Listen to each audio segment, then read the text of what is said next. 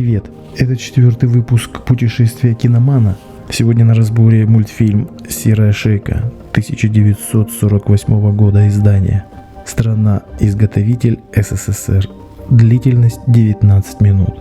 Режиссер Леонид Амальрик и Владимир Полковников. Сценарий Георгий Березка. Студия «Союзмультфильм». Рейтинг на Кинопоиске 7,8. Более 28 тысяч оценок на Кинопоиске. Мультфильм получил 2 премии в 1949 году в Чехии и 1 приз в 1952 году в Бомбее по мотивам сказки Дмитрия Наркисовича «Мамина сибиряка». Фильм стал определяющим пути развития жанра мультипликации в течение нескольких лет. Первый директор Союзмультфильма Николай Кива про этот мультфильм.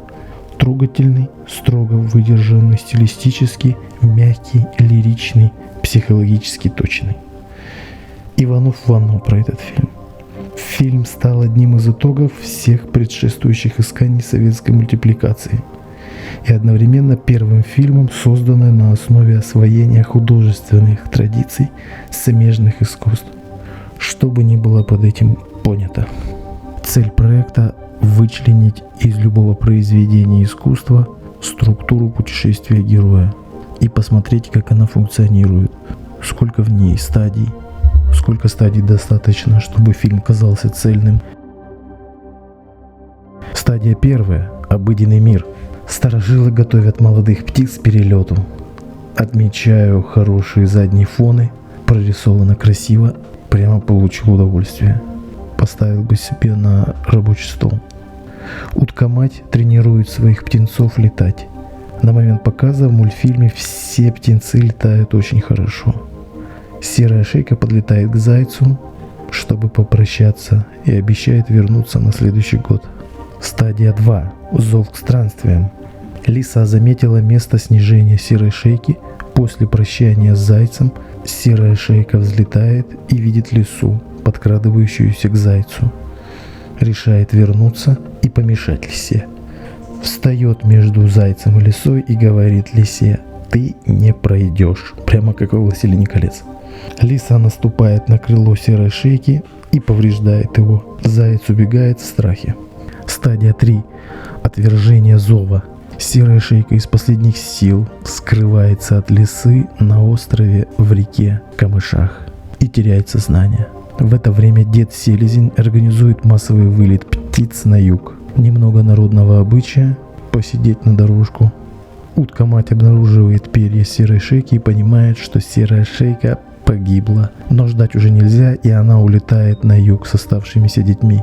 Серая шейка, придя в сознание, краем глаза видит улетающую мать, но не в силах ее догнать, падает в реку. Особый мир для серой шейки начинается. Стадия 4. Встреча с наставником. Смещена и объединена с главным испытанием. По Владимиру Пропу это называется слиянием. Стадия 5. Преодоление первого порога. Серая шейка вынуждена остаться на реке на зиму или на зиму и попытаться выжить. Серая шейка в безвыходном положении. Стадия 6. Испытания союзники-враги. Заяц приносит ягоды серой шейки, общаются, появляется лиса, пытается поймать серую шейку, но серая шейка умело ныряет и не дает себе в обиду.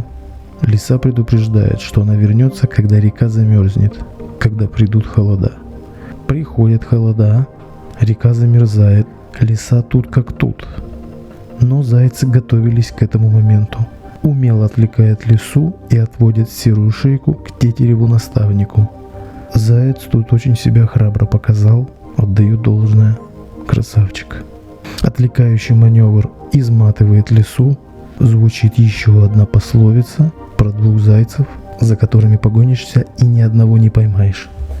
Стадия 7. Приближение к сокрытой пещере. Зайцы ведут серую шейку к тетереву. Очень-очень коротенькая стадия.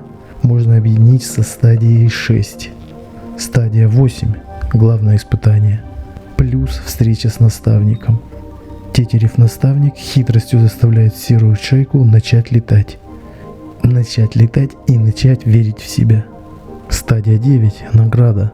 Серая шейка показывает, что научилась заново летать и стала еще лучше. Стадия 10. Обратный путь. Замечая лису, серая шейка имитирует травму своего крыла, показывает, что не в силах летать, заставляет лису бежать за собой и заманивает ее на ледоход. Стадия 11. Возвращение. Серая шейка на льдинах показывает все, чему она научилась в реабилитационном центре. К примеру, ту легкость, с которой она совершает все танцевальные па, как на фигурном катании. Лиса не может угнаться за серой шейкой.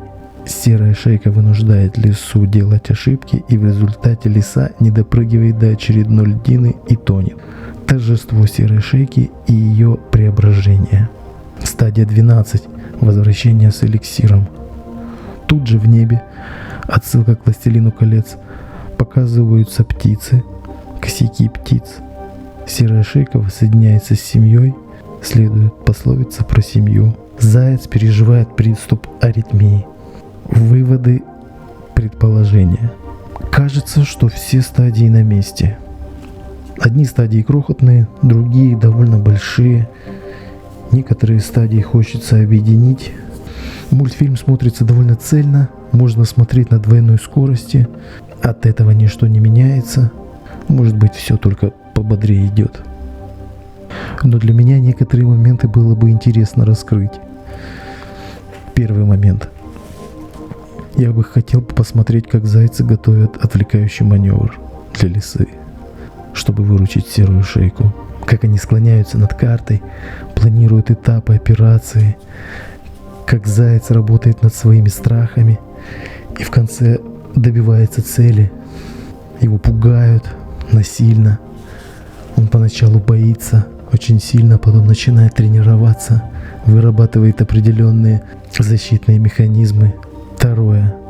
Посмотрел бы, как серая шейка проходит курс реабилитации, восстанавливает свою былую мощь, как Рокки тренируется, таскает за собой телегу, ходит к родственнику в мясной магазин, там тренируется на тушах коров, о том, как планирует убийство лисы, как Майкл Корлеоне тренируется упасть, тренируется имитировать свою травму, потом отрабатывает маневр с имитацией поломанного крыла. Как это тяжело, как она все это преодолевает. И в конце обнимается с матерью, а взгляд изменившийся, как у Аль Пачино в «Разыскивающем». Третье. Узнать бы, какие отношения между серой шейкой и зайцем. Любовь или дружба. Как родители зайца и серой шейки просят прекратить эти отношения, так как нет смысла в межвидовых отношениях. Но заяц и серая шейка противятся этому и продолжают встречаться. Мать серой шейки говорит, что эти зайцы только и трахаются, и при том, что трусливые. А мать зайца говорит, что перестань встречаться с этой уткой, пора жениться, как вон Игорь, сосед.